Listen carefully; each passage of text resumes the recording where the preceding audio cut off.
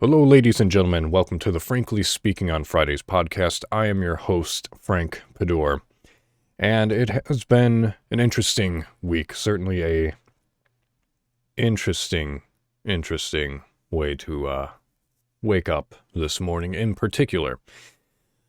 But not all is bad or should be dwelt on, but let's focus a little bit on the good before we start diving into the questionable.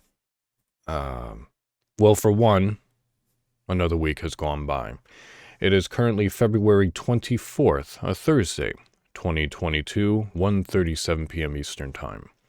And the reason for that is because Elden Ring is coming out tomorrow, and I'm going to be streaming and playing the crap out of that, so I thought I'd just do the podcast now. Still come out on Friday, just being recorded the day prior of. With that said, yes, another week has gone by. Another week of decisions, of questions, of answers, both good and bad, both bringing us closer to determining what is best for us and what will bring us to the path which we wish to go towards, which road is better for us. Does it have pavement, or is it just dirt, or are you literally going through a trail of manure? If you are going through that trail of manure, what's the nearest turn that you can make in order to get onto some dirt?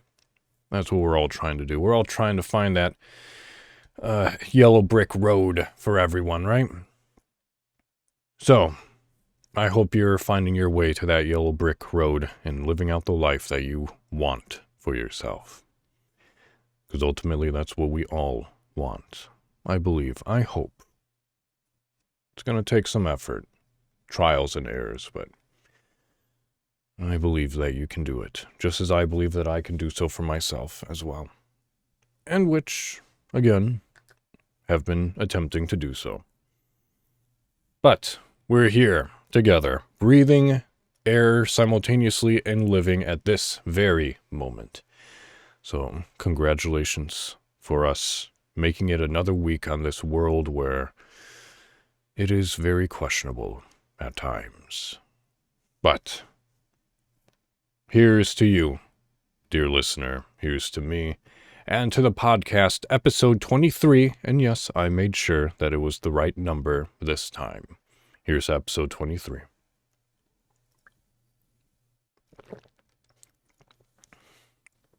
So, let's get the bad news out of the way. Bad news number one, the Queen has tested positive for COVID. Bad news number two, we seem to have entered the beginning steps of World War III since Russia has invaded Ukraine. Woke up to that this morning, evidently. It was estimated that it happened sometime around 9:30 p.m. Eastern Time last night is when they first started banging down the doors, which would be Ukraine's 4 a.m. So, I have nothing more in which to say upon that, because this is not something, a podcast which is political, and obviously this is not something of my expertise whatsoever. I'm a musician, first of all, and I am a voice actor and a narrator, so I obviously do not have any type of grounds or hobbies which go into politics. I have opinions, naturally, but here on this podcast is not the place. Maybe one day, but as of right now, we have other topics in mind in which to discuss. Speaking of continuing the good news, I have actually, for the first time in a while, unfortunately, have taken on and completed already a narration project. It was for a former, I don't want to say former colleague, but he and I went to school together. And he just messaged me saying, hey, I got a project in mind, and I feel that your voices, it will do it perfect justice. He phrased it otherwise. That was my recollection, but the same gist. So, went ahead, did it for him. He paid me. Project is uploaded and finalized. So, that was good fun, fine, and dandy. And of course, my roommate is now employed with another job, and I may be falling right behind her with that other job. Just so that we can work part-time, get income in, and still maintain the schedule that not only we want, but also maintain and fund the hobbies which we hope to turn into our careers. So, I feel that is basically the best recap that I can give for this week. Just because, oh,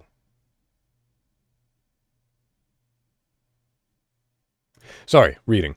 That's the best recap that I can give for this week, just because it has been a little bit slow, but even with the Queen getting COVID and with the potential World War III happening right now, I think the rest of the world, and the very least, the streaming community and the gaming community, is going to try and forget everything and just play Elden Ring tomorrow when it comes out. It's already downloaded on my PS4. It's ready to go. Yes, a PS4. I don't have a PS5. And no, I did not get it on PC because I didn't want to. Also, it makes, with how my setup is, streaming through a console is easier for me. So, with that said, that is my week. I hope your week has gone good, has been productive, and is going the way that you want it to. With that said, let's turn over to the topics of discussion that I have laid out for this podcast. One being short and the other one being much longer, because I'll tell you why in a second. So, topic number 1 is about the Punisher. If you're an avid listener of this podcast, or you just know me in general, you know that the Punisher is my favorite hero, and my favorite anti-hero, my favorite character within the Marvel Universe. The Hulu rendition of the Punisher that will be coming there eventually, still played by John. I look forward to that. I hope they do it proper justice as he envisioned. But I came across an article last night, and I read it to my roommate aloud because it irked and intrigued me simultaneously. And this article comes from boundingintocomics.com. I've never heard it before. It just appeared amongst my what have yous. I don't know.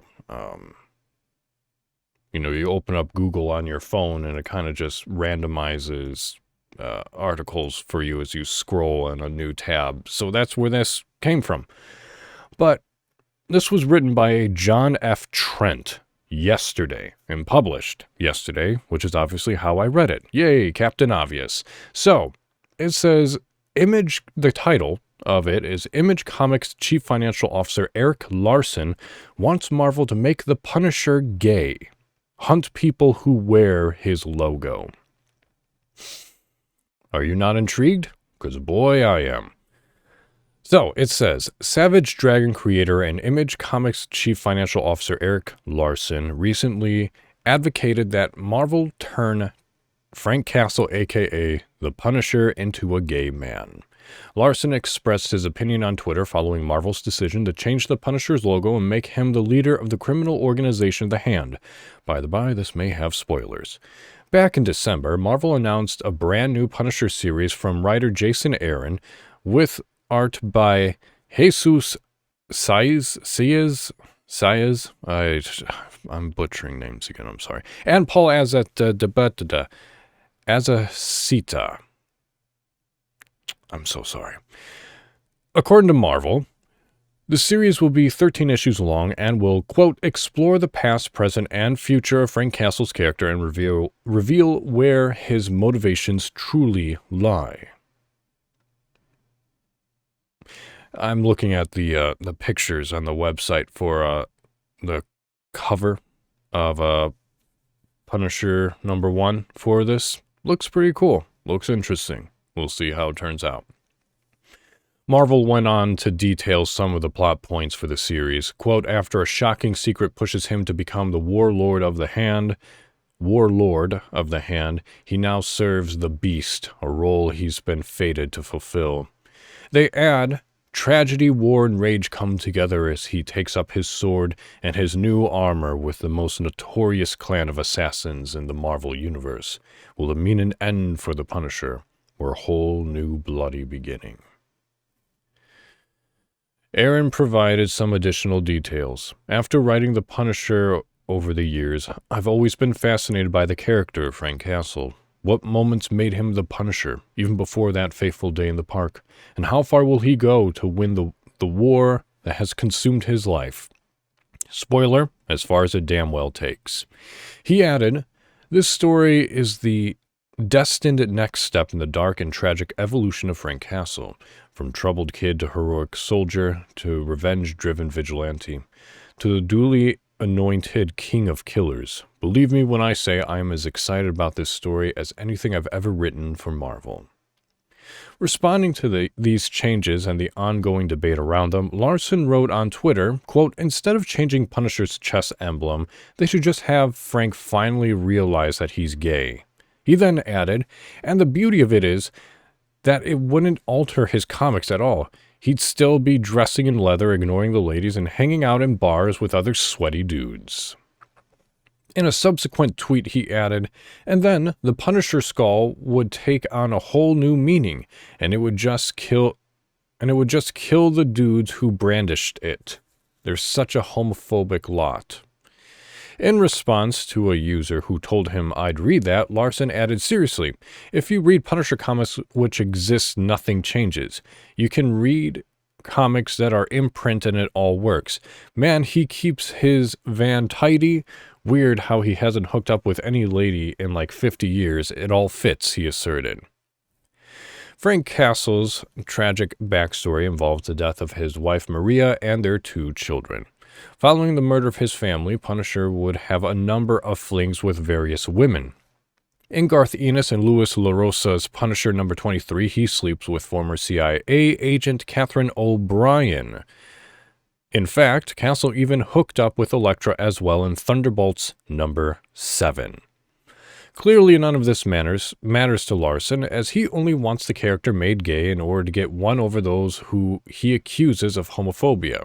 What do you make of Larson's suggestion? Well, I was speaking with this, obviously, with my roommate. And they only mentioned...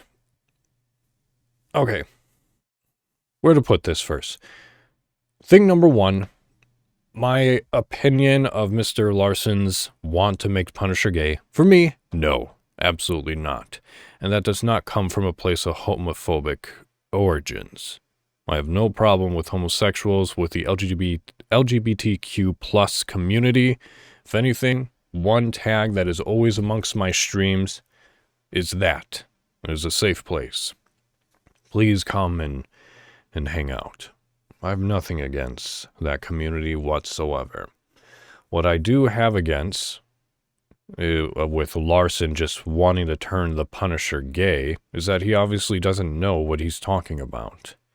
The Punisher has hooked up with so many women since he became the Punisher. It's kind of nuts.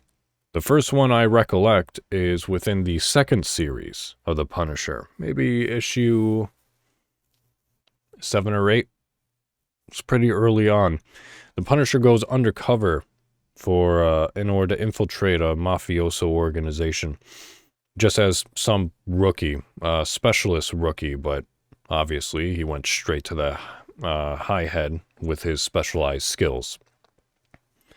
The mafioso boss obviously has a trophy wife, and that trophy wife, looking at the however tall, let's see, how tall is the Punisher? Oh shit, really? Wait, which one?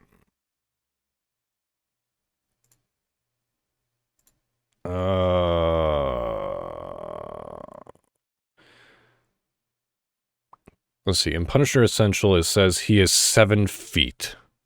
Yeah, that makes sense. Yeah, so that's the thing, is that how tall is the Punisher? Well, it depends on which Punisher you're talking about. Are you talking about one of the movie Punishers? Are you talking about the Netflix original series Punisher? Or are you talking about comic book Punisher? I would say that he is at least 6'5", because he's a big-ass dude. 7 foot, maybe pushing it. I'd probably say maybe 6'8". But yeah, this mafioso wife looks at this tall, ripped man and obviously splooshes. And so he secretly bangs that dude's wife, and probably later on kills him. I don't remember. It's been a while since I've read it. I need to reread the entire Punisher series anyway, considering that my collection is mostly complete.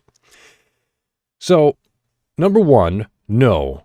He has banged a lot of women since he became the Punisher. However, with that said, even within the second series where he gets captured and put up to a computer simulation where he has a family, after he breaks out of that simulation and murders the murderers who were the simulated people as his family, a part of him actually missed that simplistic lifestyle. He missed having that family setting, that nuclear family setting, and almost being happy. But the only reason why that worked for him is because it was, his wife. He loved his wife. There was no one else for him. So, and that's something that he struggles with throughout the entire Punisher series, is wanting and yearning to give up the war against crime, organized crime rather, and find someone to go back to start a life and start a home with. But he never could, as much as he wanted to. He's had so many love stories, short love stories, granted, with women, but he could never commit to them because the only one that he wanted to commit to was the woman who has passed. So, Punisher being gay? No. If he wanted to stretch it, maybe bisexual, which is something that Queen Shelby and I discussed. We could totally see that. Honestly, why not?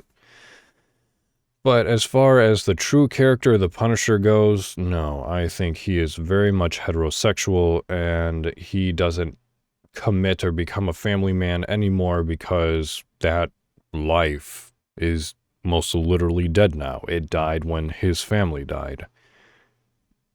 And all they are is just yearnings now to get it back, but it would be with a different woman, and it would be, if they ever did have kids,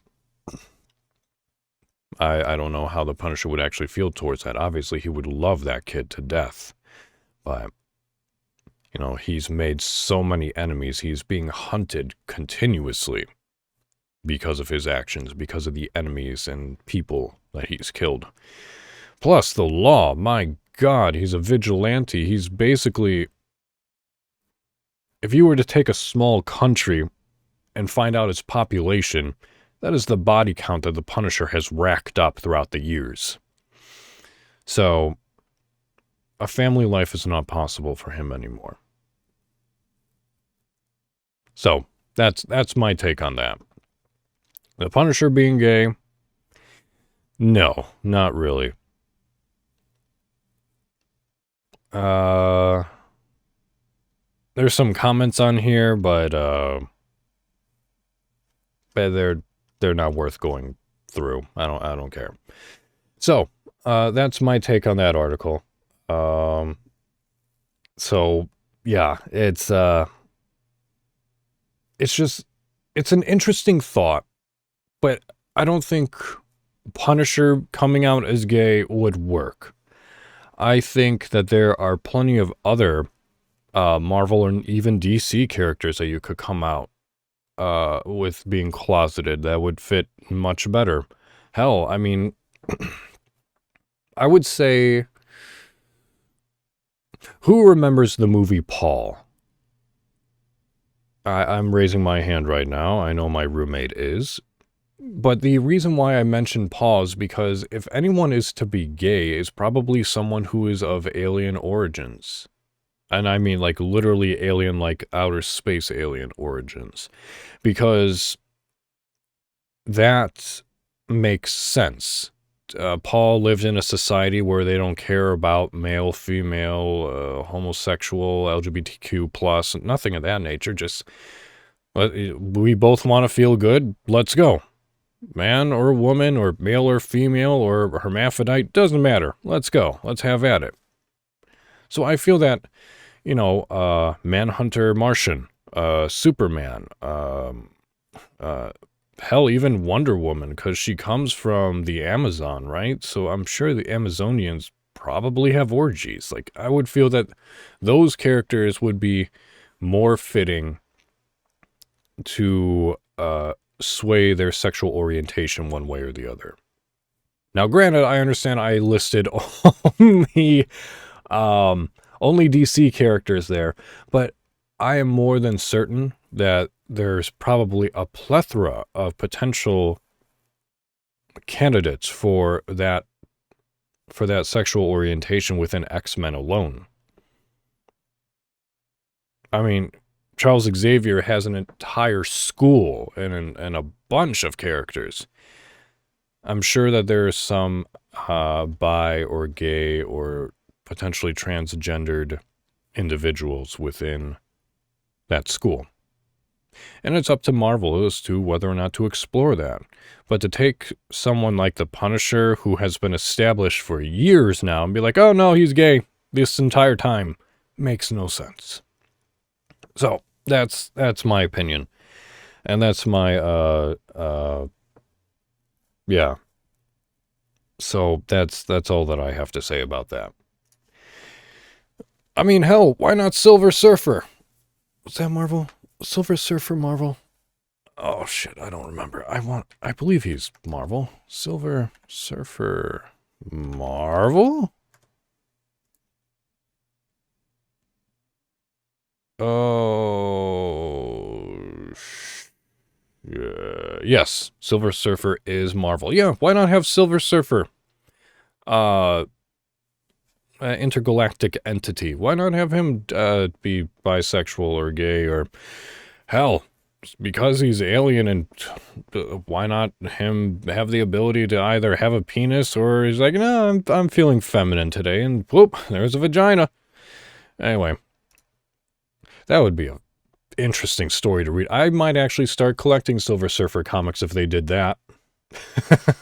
The sexual exploits of Silver Surfer. Sexual Silver Surfer. S-cubed.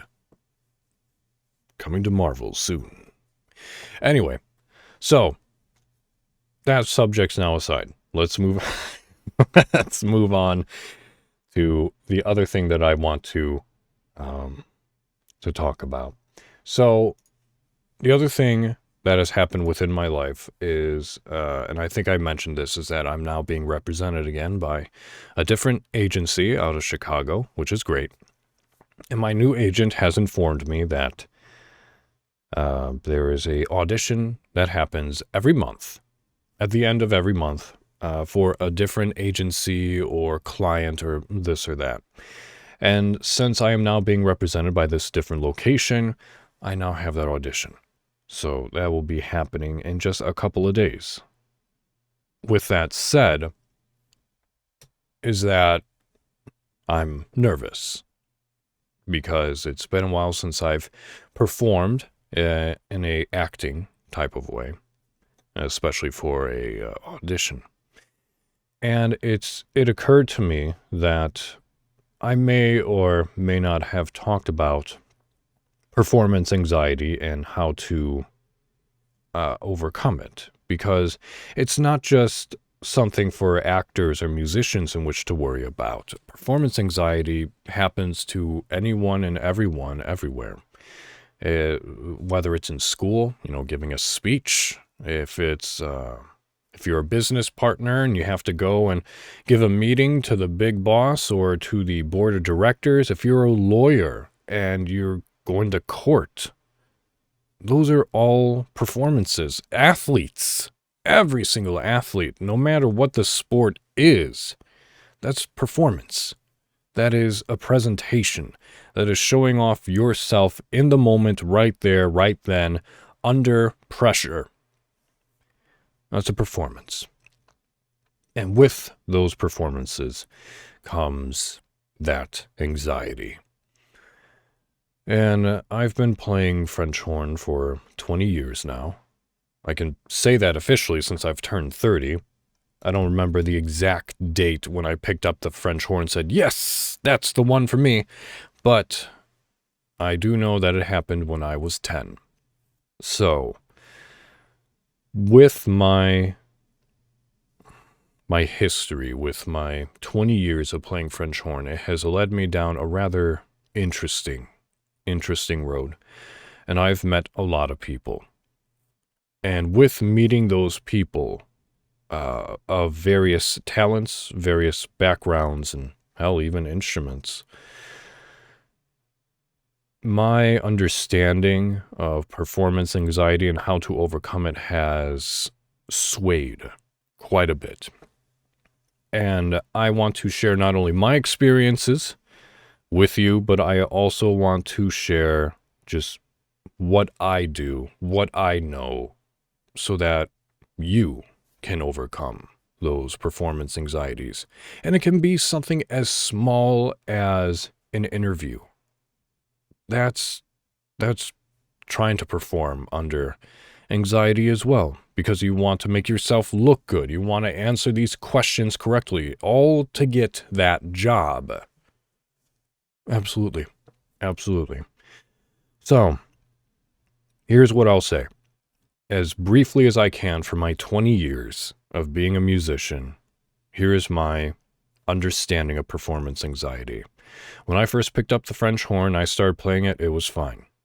When I first had to give my concert, I was terrified. Luckily, I was young and clueless, so it wasn't as bad as I initially thought. It didn't hit me until about halfway through the performance, like I'm playing in front of a crowd. That was the problem. I looked up and looked into the crowd from the stage and beyond my stand and the flute player's stand. Wrong. I broke focus. But I was 10, so how would I have known? From that moment on, I tried not to look at the audience. I acknowledged their existence, but I tried staying focused on the music in front of me and the conductor in front of me.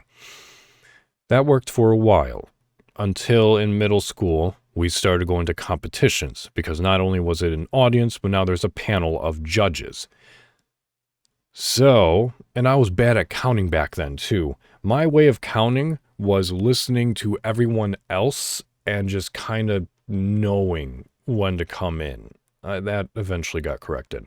Anyway, so that added more anxiety. We won some awards, but, I didn't know how to deal with it. They didn't talk to us about that. They didn't even talk to us about that in high school, where my former band director, may he rest in peace, he would give blind auditions to us. He would be in the band room and it would be, horn 1 through whatever, and you were horn whatever. And you would go in and you would play whatever music he said, and then you'd walk out. He tried to make it as professional as possible, which at the time, I didn't realize how interesting and different that is from what a lot of people actually do. At least that I knew of and know of. So that was different, and because it was different, I was always, my heart was pounding. I still didn't know what to do with it. Even when I was composing a bit and I was conducting my original compositions in front of an audience, my heart was pounding, but I was trying to just focus on the musicians in front of me. Still didn't know how to deal with it. I started getting and feeling better about these things because, one, my skill was improving, so my confidence was improving. And two, I felt better being behind a stand. And with being behind a stand and, about a row, 2 or 3 behind the ensemble from the audience's view, that made me feel more comfortable too. So performing in an ensemble nowadays No anxiety, no performance anxiety whatsoever, unless there is an exposed part or a solo. We'll get back to that. Come undergraduate degree. Not at Illinois State University, but at my alma mater, Northern Illinois University. I auditioned there when I transferred, and once I got in there, I was first chair for their highest band and their orchestra the entire time I was there, which was awesome. That was great. I was not expecting that. I thought I would have to really fight and dig my way through in order to claim those principal chairs, but no, right out of the bat, my entire time there, I was principal horn. So what does that mean? All those solos, all those high parts, they all came to me. So, I was so nervous for all those concerts. I'm surprised half of them sounded as good as they did. But there was just bits and scraps and pieces of, well, this is how you handle this. Or, have a couple of bananas before you go out and perform. That will help. Bananas help calm you down. Or, have you heard of beta blockers? I take them for auditions and performances. I'm like, yeah, but I don't want to be dependent upon that. I feel as if that would be, a cane that I would have to use every single time I wanted to do something mildly intimidating with the French horn. So, something that happened my last year of undergraduate is I went to something at Northwestern University. They were hosting a convention, I suppose you'd call it, an event. I don't know. It was like a 3-day event over at Northwestern being hosted by Gail Williams. My God, that woman, she can play. Holy crap. But she was hosting this giant convention full of people who wanted to talk about 3 separate things. They want to talk about posture through the Alexander technique. They want to talk about performance anxiety. And they wanted to talk about some other aspect which now escapes my mind. Doesn't matter.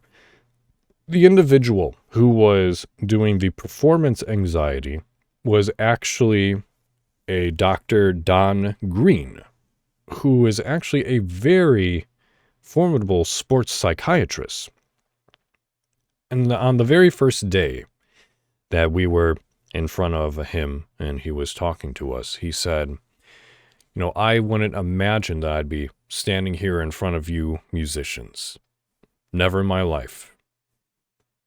I used to work with Olympic diving teams, those divers, and help them through their performance anxieties. He told a story about how he had one diver in the middle of practicing flip wrong or dive wrong, and they hit the pool and injured themselves, and they weren't able to go ahead and do any more dives, physical dives, for 2 weeks. Well, in 2 weeks is when the tryout for the Olympic team was to happen. So, instead, he had them do nothing but mental exercises, had them watch other divers do the dive that they want to do, and then, sit down on the couch, close your eyes, and as vividly as you possibly can within your mind, imagine every detail of you climbing up that ladder, going to that position, bouncing, and then going through the motions and diving into the water. For 2 weeks, that's all they did. Come the day of the tryout, they made it, and they got on the Olympic team. So how does a man like that go from doing psychology with sports and with athletes to musicians? Well, oddly enough, he got a phone call randomly one day for a French horn player. I believe they were auditioning for the Louisiana Symphony Orchestra. And he said, the horn player said to him, and I mean French horn player, not like a trumpet horn player, basically said, hey, I know that you do sports, but I really need this job. The audition's coming up, and every single time I step on the stage in order to audition, my nerves get the best of me. I could really use your help. And he was skeptical, Dr. Green, but he agreed. And he was surprised, almost baffled, by how similar sports anxiety and performance anxiety for musicians are really just the same. So, he helped the man out. And yes, the man got that job. So, what he taught us was many things. Thing number one is not to be afraid of your fear. It's perfectly natural. We're putting ourselves into very uncomfortable situations, very exposing situations, and the body is going to react accordingly, which is the butterflies in your stomach, your heart rate, and your accelerating, and sweats. My goodness, that's all your body basically saying, hey, I'm uncomfortable, please stop doing this. But if you want to push past that, that is exactly what he advocates. And he actually recently came out with a new book, too. But basically what he said is that he recommends that you not only prepare yourself as adequately as possible, that way you know the material inside and out, you know how to perform it, you know how to, you're in a practice room, you can play it fine, but the second you step out on stage, that's when the problems happen. So, what you need to do is you need to recreate the stage. How do you do that? Well, if you're someone who has a high, pulsing heart rate when you step out onto the stage, what you need to do then is you need to run around the house, run around the building. You need to do some jumping jacks or some push-ups. You need to do wall squats. Not wall squats, but you need to do some sort of cardio to get your heart rate up. Once your heart rate is up, then try playing your piece. Right off the bat, just go. Do it. And the more that you do that, the more that you get used to that accelerated heart rate. Well, let's say that your heart rate only gets accelerated when you know someone's watching. Fine. Grab a family member, grab a friend, sit them in front of you, and you play your piece as if it were a performance. Play in front of an audience. Replicate the situation as closely as you possibly can so that you get used to it. And the more you do it, the more that the anxiety will fall, because you are then used to, oh yes, people are in front of me, but what message do I wish to convey through the music? What do I wish to emote? What did this composer intend for this piece that I can share with my audience? So, that was thing number one. He has an entire system that I highly recommend that you look up and that you find. And foolish me, I didn't bring out my notes in order to share with you because I wrote down so many notes. He has 7 steps of what you should do and how you should do it. And I've used quite a bit of them. In fact, it's probably one of the reasons as to why my undergraduate recital was successful, was following that. And also putting myself into the performance. I was never one who would walk out, bow, play, bow, walk out, walk in, bow. No, I want to tell a story. I want to be a narrative. I want to make others feel included and not just, hey, you're here for the music. Hey, I'm your performer. It's no, let me share with you who this person is, why I picked this piece, things of that nature. More showmanship, theatrical.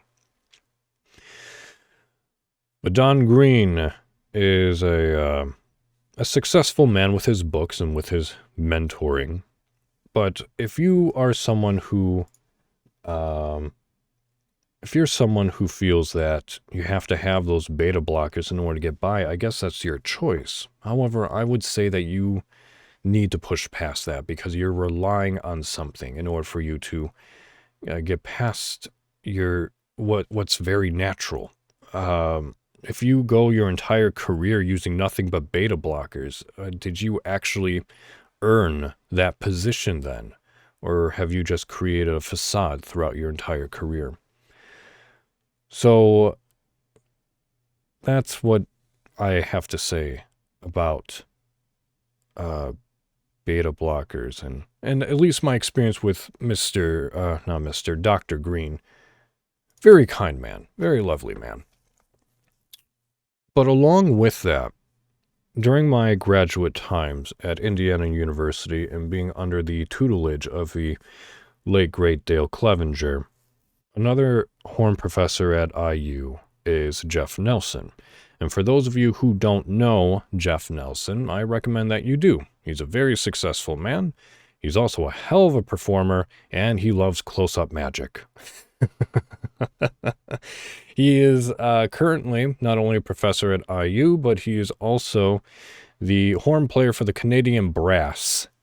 If you don't know who the Canadian Brass is, look them up. They're a fantastic, wonderful, high-quality brass quintet.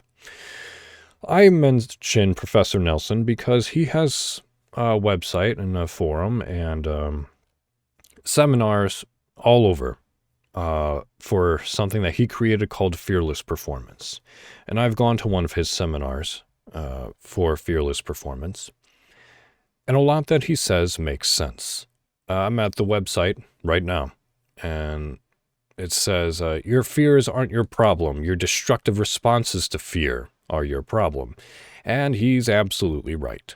He will go on saying, much like what Dr. Green said, always be as prepared as you possibly can. Know the piece inside and out. Know that you have the ability to play these pieces hands down.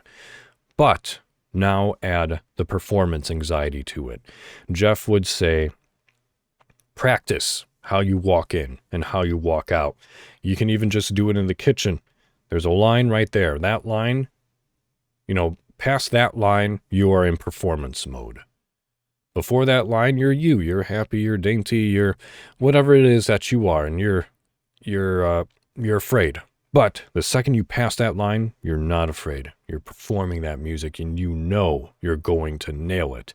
That's the other thing, is that you have to have that mentality of, oh my God, this high note's coming up. I'm going to frack it like I always do. No, the second you think that, you become distracted, and you're setting yourself up for failure right there and then.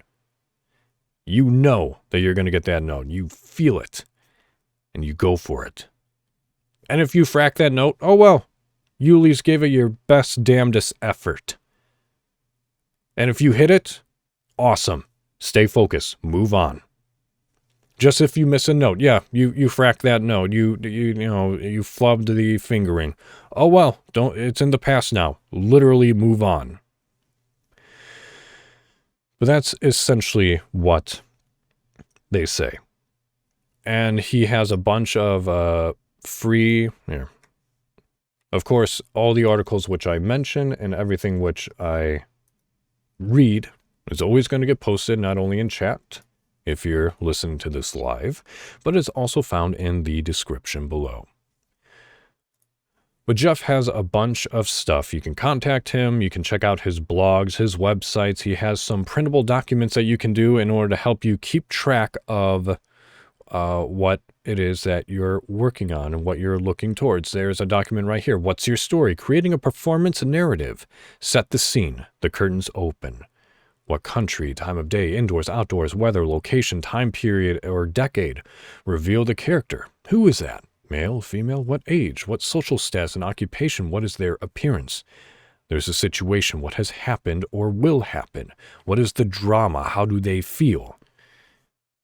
He wants you to tell that story through that piece. And he wants you to be so engrossed within your own narrative, your own story that you've written for this piece, that through that story that you created, that you feel best fits that piece, will help you connect, emote, and stay focused on what you wish to convey. So, Fearless Performance Worksheets. You can download these. Words for feelings, word for sounds, inspirational sheet sayings, on-deck rituals. I'm flow-vising? Success-based practicing, what's your story? Now, I speak of these things as a musician. You can obviously see how these things can be used and applied for athletes and for actors and actresses especially. But for everyday situations, for wanting to talk to someone about something that makes you afraid, maybe you want to break up with someone, for that job interview, for that lawyer who's trying to defend that person who was wrongfully accused. Like that's a lot of pressure. That's a lot of anxiety. And the only way that you can overcome it is by continuously practicing and putting yourself in uncomfortable situations which replicate what you will be going through. You can have a couple of bananas if you want, but I wouldn't recommend beta blockers. Again, relying on a substance in order to overcome your mentality should only be used for those who actually need it. As a performer, you need to be able to get over those anxieties, to get over that fear so that you can go ahead and do those auditions, do those interviews, do that performance, and win those jobs. So I mention all this because of my audition on Saturday. I'm a little nervous. But I know my monologue. I know the situation for it. And I know that what I have to offer is something that a higher-up agency should be interested in. And I hope they take notice. But that's not up for me to decide. I'm going to do my very best at that moment on that day. And that's all I can do. After that, it's kind of what Bryan Cranston said. Walter White of Breaking Bad and many other things.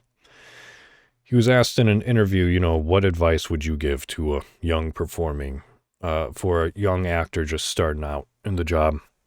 And he said, basically, go walk through the doors, give your very best at that moment, and when you walk out of those doors and they close behind you, don't think about it, because at that point, it's out of your control. And that's something that Jeff even says. If you're stressing about something, can you do something about it? Is it in your control? No. Well, then don't worry about it. If that's a yes, then do something about it. But yeah, you just do your best in the moment.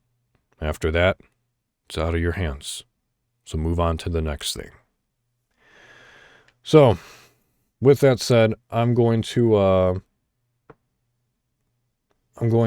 call the podcast here. Shorter one, I know, but we need to, we're going to set things there. We're going to focus on what we need to focus on. I'm going to focus on my audition, and I hope you focus on the next step of your life and overcoming whatever it is that you need to. So, thank you for listening. This is the Frankly Speaking on Fridays podcast. Be sure to email me if you'd like, and articles of interest, want to say hello, comments, etc., etc. You can email me at fsofpodcast@gmail.com.